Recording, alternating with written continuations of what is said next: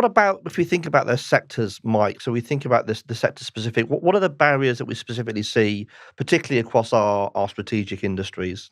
So a few things caught my attention from the index. One, it would be a very rare company that scored at the top strategic resilience across all five pillars. Yeah. So the five pillars are pretty applicable across any sector, any industry. However, every sector has its gotcha. So I'll give you two specific quick examples. In our business, we work with a lot of financial services customers. What we see typically very secure, focus on security. However, innovation, driving that typically lags behind. Reason being, once the organization is comfortable, I'm secure, I've got processes that work, they're reluctant to change the way their operating model functions. Contrast that with retail, right?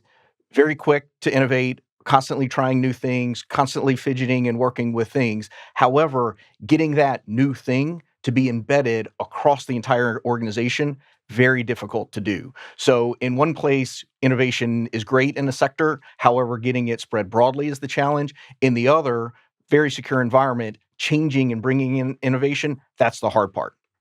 So, that I think from an industry point of view is a really good observation. And I think, I've just come back from NRF in New York, the National Retailers Federation. The amount of technology and innovation that was on display there was absolutely incredible. But actually, retailers often fail to translate that speed and innovation into sort of real structural sort of scalability and availability. Why do you think that is?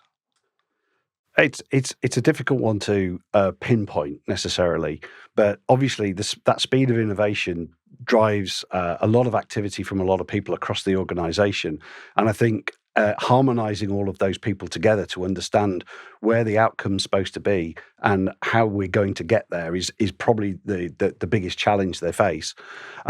Specifically, in retail, they're changing rapidly to adapt to the market requirements because they're talking to consumers on a daily basis, sort of thing. So it's not like a financial services that's more staid.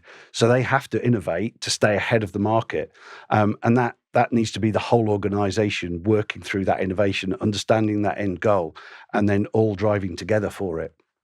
Yeah, I'd agree with that. It's a fascinating industry, but like all individual industries, they have their individual sort of idiosyncrasies.